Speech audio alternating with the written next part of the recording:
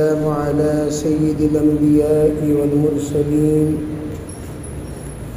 محمد وآله وأصحابه أجمعين. أما بعد، فأعوذ بالله من الشيطان الرجيم. بسم الله الرحمن الرحيم. واعبد ربك حتى يأتيك اليقين. وقال النبي صلى الله عليه وسلم: كن عالما أو متعلما أو مستمعا أو محبا ولا تكن رابعا.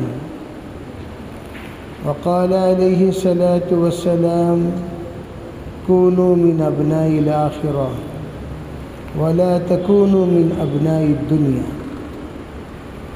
وقال الله تعالى: يا محمد عش ما شئت فإنك ميت. اللهم أيدنا بتأييدك، اللهم أيدنا بتأييدك، اللهم أيدنا بتأييدك يا رب العالمين. கண்ணியமிக்க பெரியோர்களே, சகோதரர்களே, அல்லாஹ் தஆலா நம்முடைய நியத்து எந்த அளவுக்கு விசாலமாக இருக்குமோ அதே அளவுக்கு அல்லாஹ் தஆலா தௌஃபீக் தருவான். தௌஃபீக் என்பது நியத்தின் மீது அல்லாஹ் கொடுக்கக்கூடிய ஒரு வாய்ப்பு. எந்த அளவுக்கு நாம் நியத்து செய்கிறோமோ அந்த அளவுக்கு அல்லாஹ் தஆலா நம்மிடமிருந்து தீனுடைய வேலை வாங்குவான். நம்முடைய நியத்து சுருக்கமாக இருந்தால் தௌஃபீக்கும் சுருக்கமாக தான் இருக்கும். நியத்து விசாலமாக இருந்தால் தௌஃபீக்கும் விசாலமாக இருக்கும். எப்படி பிஸ்னஸ் ஆரம்பிக்கும் போது என்ன நியத்தோட பிஸ்னஸ் ஆரம்பிக்கிறோம்? நான் இதிலேயே தான் இருக்கணும்னு யாரும் நினைக்கிறது கிடையாது. நினைக்கிறது நாம் முன்னேற வேண்டும். எந்த அளவுக்கு முடியுமோ அந்த அளவுக்கு நாம் முன்னேறி ஒரு முன்மாதிரியாக ஆக வேண்டும். மக்கள் நம்மளுடைய பேர் சொல்லி உதாரணம் கொடுக்க வேண்டும். அவரை பாருப்பா, அவரை பாருப்பா. அதே மாதிரி தீனில் ஹஜ்ரத் சித்திக் அக்பர் ரலியல்லாஹு தஆலா அன்ஹு முன்மாதிரியாக எல்லாருக்குமே உதாரணமாக இருந்தார்கள். இந்த ஹித்மத் இன்னைக்கு யார் செஞ்சா? ரசூலுல்லாஹி ஸல்லல்லாஹு அலைஹி வஸல்லம் கேட்கும் சமயத்தில் எல்லாரும் கொஞ்சம் பேர் கை தூக்குனாங்க, சித்திக் அக்பரும் கை தூக்குறாங்க. இது யார் செஞ்சா? கொஞ்சம் பேர் கை தூக்குறாங்க, சித்திக் அக்பரும் கை தூக்குறாங்க. எத்தனை தடவை ரசூலுல்லாஹி ஸல்லல்லாஹு அலைஹி வஸல்லம் விதவிதமான கேள்வி கேட்டாலும் அந்த எல்லா முறையிலும் கை தூக்குறது யார்?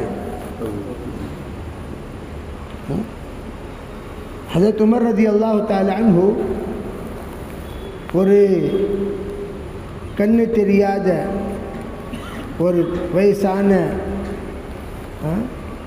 அம்மாவுக்கு ரொட்டி ஊட்டி விட்டாங்க. அந்த சமயம் அந்த அம்மா முதல் வாயிலேயே கேள்வி கேட்டது. என்ன கேள்வி? சித்திக் அக்பர் இல்லையா? அவங்கள கேட்டாங்க, உங்களுக்கு ஏதாச்சும் தகவல் கிடச்சிச்சா? இல்லையே, சித்திக் அக்பர் எனக்கு இத்தனை வருஷமாக வந்து ரொட்டி ஊட்டி விடுவாங்க. அவங்களுக்கு தெரியும் என் வாயில் பல்லு இல்லைன்னு சொல்லி. அதனால் அவங்க ரொட்டியை முழுமையாக ஊற வச்சு அது மெதுவாக ஆனதுக்கு பிறகு தான் கொடுப்பாங்க. ஆனால் நீங்கள் அந்த ரொட்டியை அப்படியே கொடுக்குறீங்கன்னு சொன்னால் நீங்கள் சித்திக் அக்பர் கிடையாது. இதுதான் சிஃபத். இப்போ நம்ம தீனை பார்க்க விருப்பப்படுறோம், ஆனால் தீன்தாராக இருக்க விருப்பப்படல. தீனை பார்க்கணும், அங்கே போய் பார்க்கணும், இங்கே போய் பார்க்கணும். நம்ம அங்கே தீனை பார்த்தோம், நம்ம இங்கே தீனை பார்த்தோம். தீனை பார்க்குறதுக்காக சுற்றுவிழா பயணமா? நான் போய் அது பார்த்தேன், நான் போய் இது பார்த்தேன். நான் தீன்தாராக இருக்கிறேன்னா அதுதான் உதாரணம். அல்லாஹ் தஆலா நீ என்ன பார்த்து அது கேட்க மாட்டான், நீ என்ன செஞ்சன்னு தான் கேட்குவான். நீ என்ன செஞ்ச, நீ எப்படி இருந்த, நீ வாழ்க்கை எப்படி வாழ்ன, அந்த வாழ்க்கைக்காக தான் நம்ம தாவத்துடைய வேலை செய்யணும். எந்த அளவுக்கு முடியுமோ அந்த அளவுக்கு சாதாரணமான வாழ்க்கை வாழ்வதற்கு முயற்சி செய்ய வேண்டும். இதனால் உன்சுர் இலா மன் தஹ்தக் வலா தன்சுர் இலா மன் ஃபௌகக். தன்னை விட மேல் பதவியில் இருக்கக்கூடியவர்கள், மேலே இருக்கக்கூடிய வசதியில் இருக்கக்கூடியவர்கள், அவங்கள பார்க்காதீங்க. நபிகள் நாயகம் ஸல்லல்லாஹு அலைஹி வஸல்லம் சொன்னது, உங்களை விட கம்மியான வசதிக்காரங்களை பாருங்கள், நன்றி செலுத்தக்கூடிய தன்மை வரும். நம்ம பார்க்குறதே மேலே கிடையாது, கீழே. ஒருத்தர் சைக்கிளில் வராரா, அல்ல அன்றைக்கி டிவிஎஸ் கொடுத்துருக்குறான்னா அல்ஹம்துலில்லாஹ். சைக்கிளில் வரவர் இவர் நடந்து வராரு, அதை பார்க்கணும். நடந்து வரவர் கால் இல்லாதவரை பார்க்கணும். கால் இல்லாதவர், அவர்கிட்ட தள்ளு வண்டி இருக்குது, தள்ளு வண்டி இல்லாதவரை பார்க்கணும். அப்போ தான் நன்றி செலுத்தக்கூடிய தன்மை வரும். மௌனி சொன்னாங்க, எந்த அளவுக்கு நாம் அஸ்பாபின் பக்கம் செல்லுவோமோ அந்த அளவுக்கு தீன் நம்மளை விட்டு தூரமாயிட்டே போகும். நம்ம எந்த நாட்டுக்கு போயிட்டு வந்தோமோ, கேமரூன் சொல்கிற ஒரு நாட்டில் சாயந்தர சமயத்தில் என் பேக் காணாம். பேக் தேடுறதுக்கு போகும்போது ஒருத்தர் பெரியவர் உட்காந்து குரான் ஓதிட்டு உட்காந்துருக்காரு. ராத்திரி கிட்டத்தட்ட 12:30 மணிக்கிட்ட இருக்கும். குரான் ஓதிட்டு இருக்கிறாரு. பார்வையாளர் முஹாஃபிஸ். அந்த சமயத்தில் நான் பேக் பார்த்துட்டு சரி அந்த பக்கம் போன உடனே கொஞ்ச நேரம் உட்காந்து பேசினோம். அந்த சமயம் சில விஷயங்கள் சொன்னாங்க. நான் கேட்டேன், இந்த நாடு ஏங்க இவ்வளோ பின்னாடி இருக்குது? உலகம் எங்கேயோ இருக்குது, இந்த நாட்டில் ரோடே இல்லையே. உலகம் எங்கேயோ இருக்குது, இந்த நாட்டில் மக்கள் ஏன் முன்னேறல?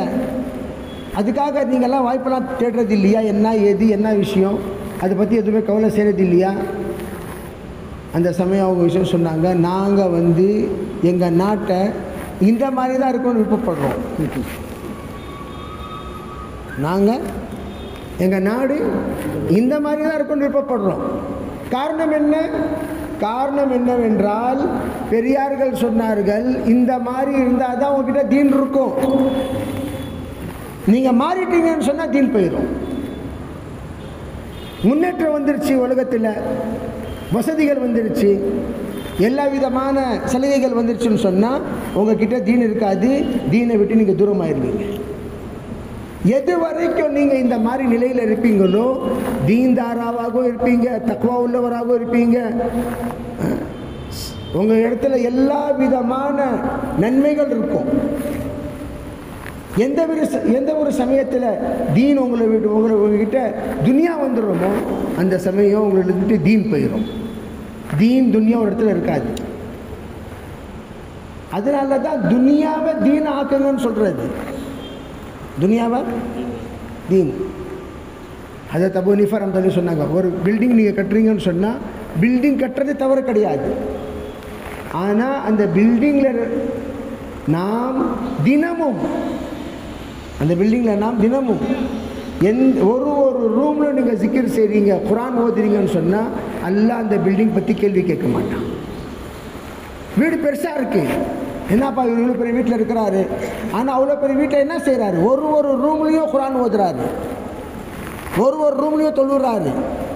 சொல்லிட்டாரு, மனைவிக்கிட்ட நீ இந்த ரூமில் தொழுணும், மகக்கிட்ட நீ இந்த ரூமில் தொழுணும், பையன் நீ அந்த ரூமில் தொழுணும், அந்த ரூமில் ஜிக்ர் செய்யணும், அந்த ரூமில் குரான் ஓதணும். எத்தனை ரூம் இருந்தாலும் அந்த எத்தனை ரூமில் நீங்கள் குரான் ஓதுறீங்க, ஜிக்ர் செய்கிறீங்க, விருந்தாளிகள் வராங்க போகிறாங்க, ஹித்மத் செய்கிறீங்க, எல்லா விதமான நற்செய்திகள் நடந்து கொண்டே இருந்தால் அந்த இமாரத்தை, அந்த பில்டிங்கை அல்லாஹ் தஆலா மஹ்ஷருடைய மைதானத்தில் இடையில போட்டுருவான். நன்மை செய்யக்கூடிய இடையில, நன்மையுடைய இடையில அந்த பில்டிங் வந்துடும். அதனால் நம்ம எத்தனை துனியா வருதோ அந்த துனியாவெல்லாம் தீன் ஆக்கணும். துனியா வர்றது தப்பு கிடையாது, ஆனால் தீன் இல்லாமல் வர்றது தான் தப்பு. துனியா வருது தக்வா இல்லை, துனியா வருது தொழுகை இல்லை, துனியா வருது, அச்சம் இல்லை, பயம் இல்லை. துனியா வருது, இஸ்திக்ஃபார் இல்லை. துனியா வந்துருச்சு, ஆனால் தீன் வரல. அப்போ அந்த துனியா ரொம்ப மோசமான துனியா. எப்போவுமே நம்ம அந்த துனியா விட்டு பயந்து கொண்டு இருக்கணும். அந்த துனியா நமக்காக பாம்பு மாதிரி. ஜுக்மா குன்தும் தக்னிசூன், எவ்வளோ நீங்கள் சேர்த்து வச்சிங்களோ அதை நீங்கள் சுவைங்கன்னு சொல்லிட்டு அல்லாஹ் தஆலா பாம்புடைய நிலையில் கபரில் அல்லாஹ் தஆலா அமுச்சு வைக்குவான். நீங்கள் சேர்த்து வச்ச பணம், நீங்கள் சேர்த்து வச்ச காசு, நீங்கள் இதுதான். அதே நம்ம தீனா மாற்றிட்டோம்னு சொன்னால் நாங்கள் அந்த சதக்கா சிரிச்சு கொண்டே நம்மக்கிட்ட வரோம், தொழுகை வரும். எல்லா அமல்களுக்கும் அல்லாஹ் தஆலா ஒரு தோற்றத்தை தருவான். இன்சான் என்பது, மனிதன் என்பது ஒரு உன்சியத்துள்ளவன். அவன் ஒருவருக்கு ஒருவரை நேசக்கூடியவன், கூட இருக்கக்கூடியவன். மனிதர்களோடு இருந்தால் தான் அவன் இன்சான் மனிதன் தன்னுடைய வாழ்க்கையில் சுவையை பார்க்கலாம். தனியாக இருந்தால் நரகத்தை விட மோசமான பாவம் அது. ஒருத்தவருக்கு நம்ம சஸா கொடுக்கணும், தண்டனை கொடுக்கணும்னு சொன்னால் அவனை தனியாக விட்டுருங்க, யாரும் பேசாமல். அதுதான் பெரிய தண்டனை. ஜெயில்கள்ல எல்லாம் சில பேர் 2 3 4 பேர் இருப்பாங்க. யாருக்கு பெரிய தண்டனை கொடுக்குறோம் அவன் தனியாக தான் இருப்பான். சிவர்கிட்ட பேசுவான், கம்பிக்கிட்ட பேசுவான். அந்த மாதிரி பேசி பைத்தக்காரனாகிடுவான், தனியாக பேசி. அதே மாதிரி தனியாக ஒரு ஆள் இருக்கிறாருன்னு சொன்னால் அவருக்கு எவ்வளோ பயமாக இருக்கும். கபரில் நம்ம தனியாக தான் இருப்போம். ஆனால் அந்த தனிமையை தூரப்படுத்துவதற்காக அல்லாஹ் தஆலா தொழுகையுடைய தோற்றத்தில் ஒரு மனிதன் வருவார். அழகாக, எவ்வளோ அழகாக தொழுவோமோ அவ்வளோ அழகாக நம்ம தொழுகை வரும். எவ்வளோ அழகாக ஓதுவோமோ அவ்வளோ அழகாக நம்ம குர்ஆன் வரும். எவ்வளோ அழகாக நம்முடைய ஜக்காத் கொடுப்போமோ அவ்வளோ அழகாக நம்ம ஜக்காத்து வரும், நோன்பு வரும், ஹஜ்ஜு வரும். இன்ன அவுலியா அல்லாஹ் லா ஹௌஃபுன் அலைஹிம் வலா ஹும் யஹ்ஸனூன். அல்லாஹ்வுடைய அவுலியா,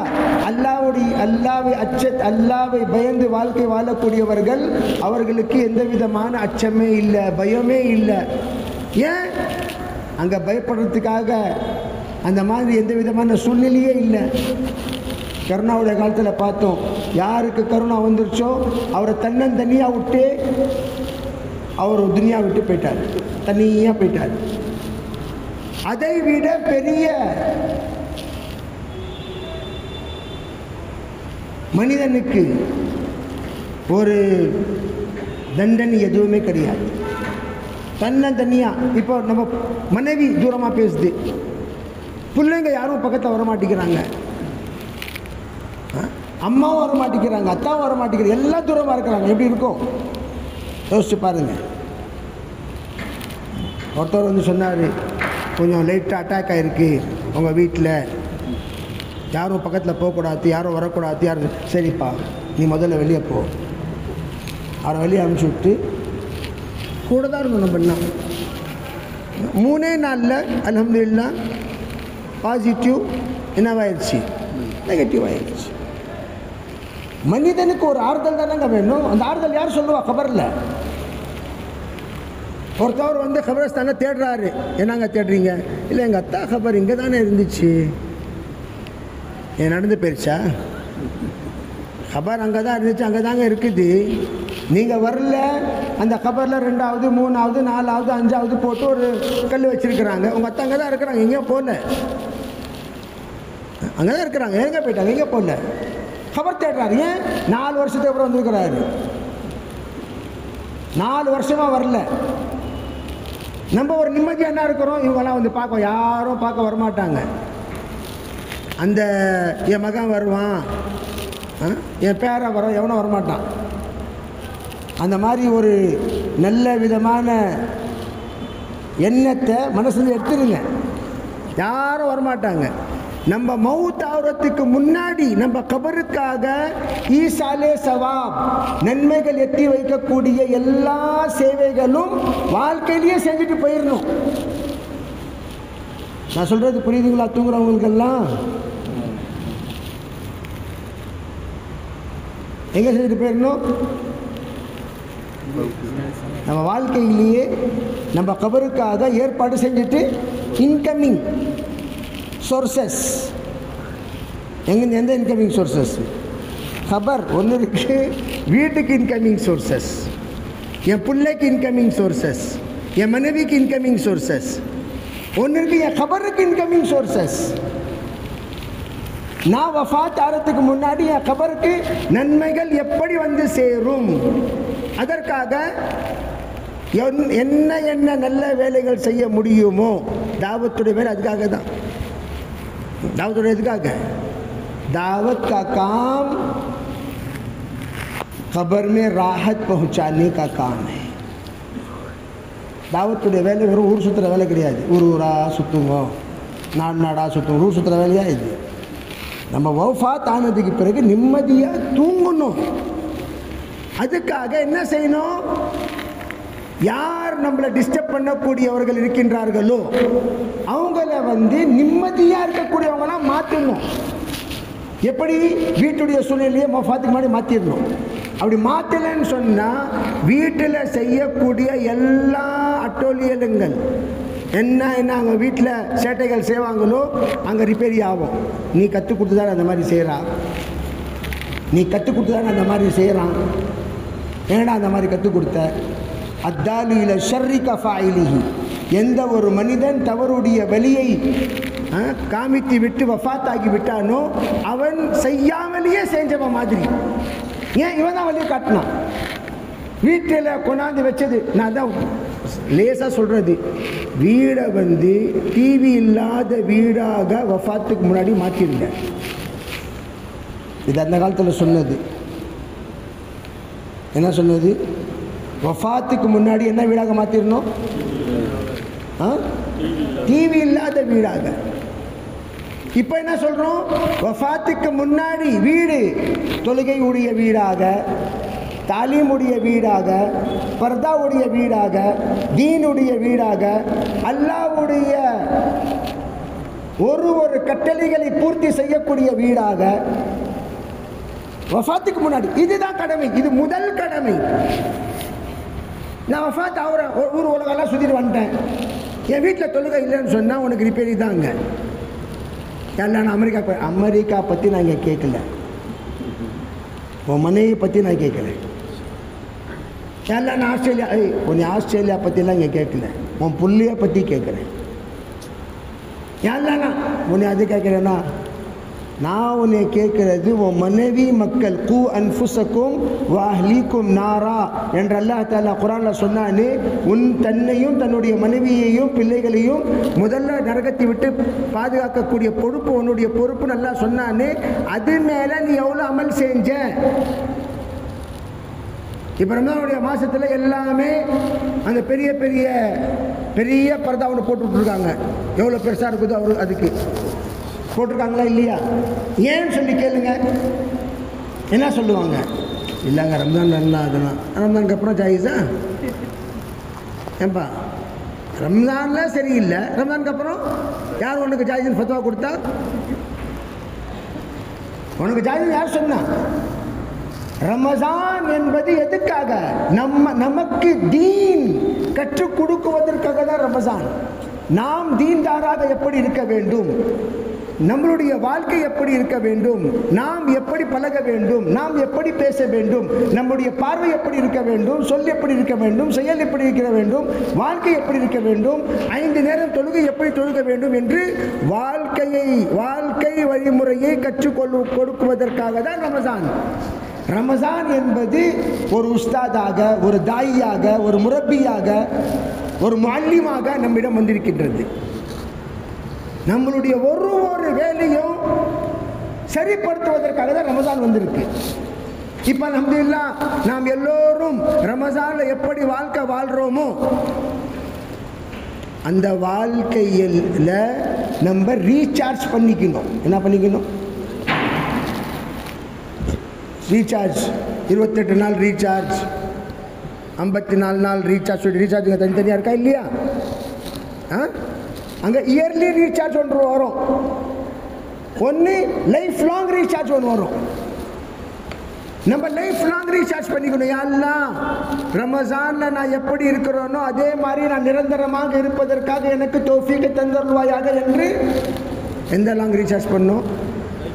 லைஃப் லாங் பண்ணலாமா இன்ஷா அல்லாஹ். நீங்கள் எல்லாம் நம்ம ரீசார்ஜ் வந்து ரொம்ப சுருக்கமாக பண்ணிவிட்டு என்னப்பா ரம்ஜானில் ரொம்ப சூஃபியாக இருந்தீங்க, அதெல்லாம் ரம்ஜானுங்க.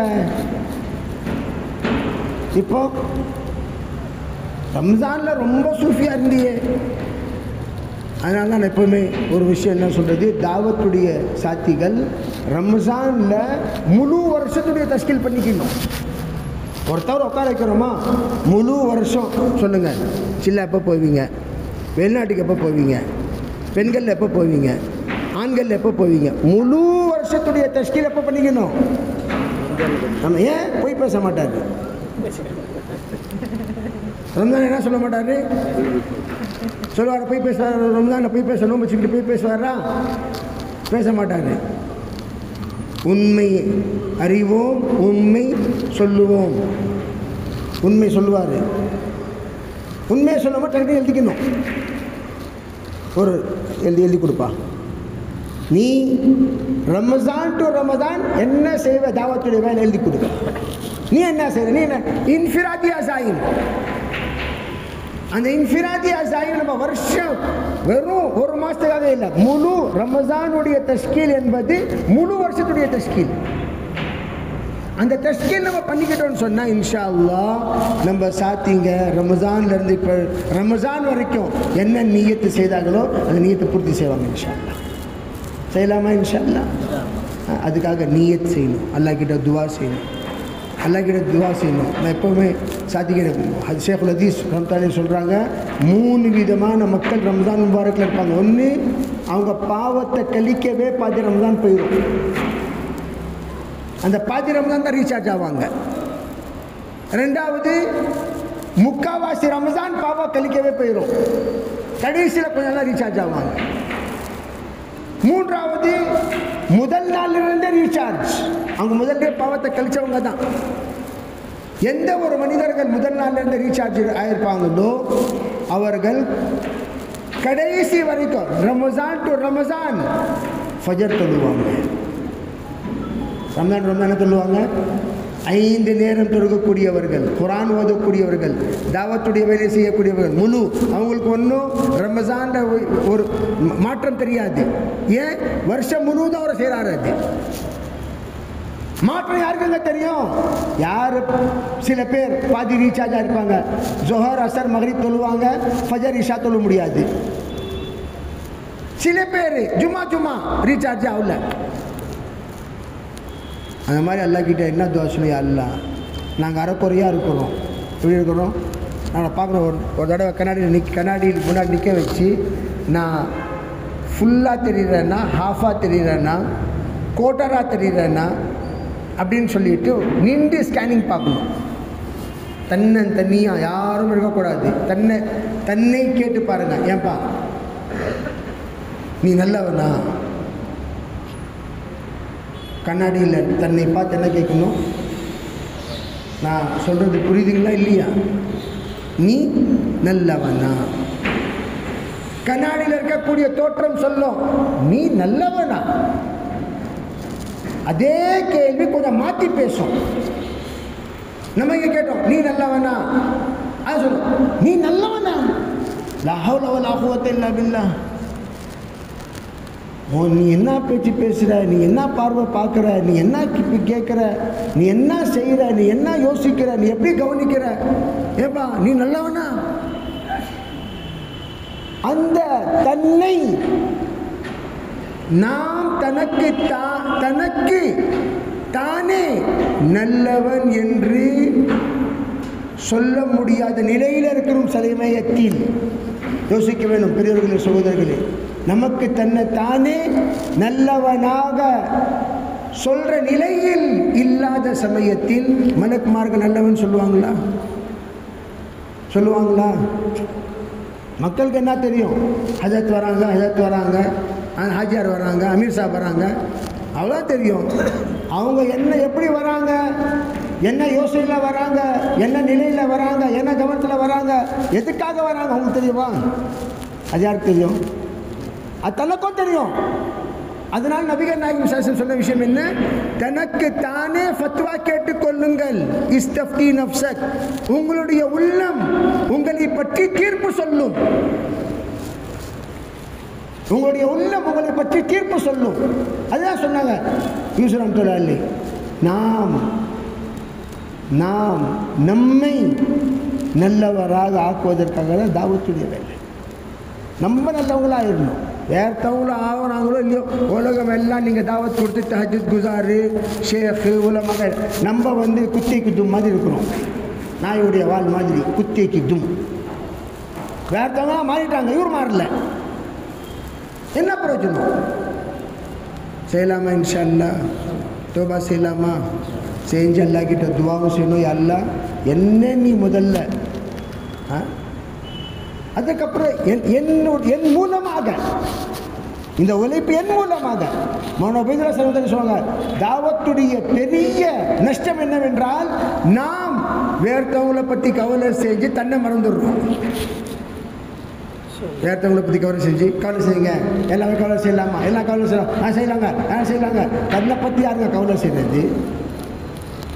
தன்னை பற்றி யார் கவலை செய்கிறது? செய்யலாமா? இன்ஷா அல்லாஹ். அல்லாஹ் தஆலா நாம் எல்லோருக்கும் அமல் செய்வதற்கு தௌஃபீக்கை தந்துருவானாக. அப்போ தன்னை பற்றி கவலை செஞ்சு இன்ஷா அல்லாஹ் முழு வருஷத்தில் ரமஸான் டு ரமஸான் யார் யார் பேருன்னு போவா இன்ஷா அல்லாஹ் நியத் செஞ்சு சொல்லுங்கள் பார்க்கலாம். வெளிநாட்டுக்கு யார் யார் போவா நியத்தை செஞ்சு சொல்லுங்கள் பார்க்கலாம். ஒன்று மாஷா அல்லாஹ் சொல்லுங்கள். பிஸ்மில்லா.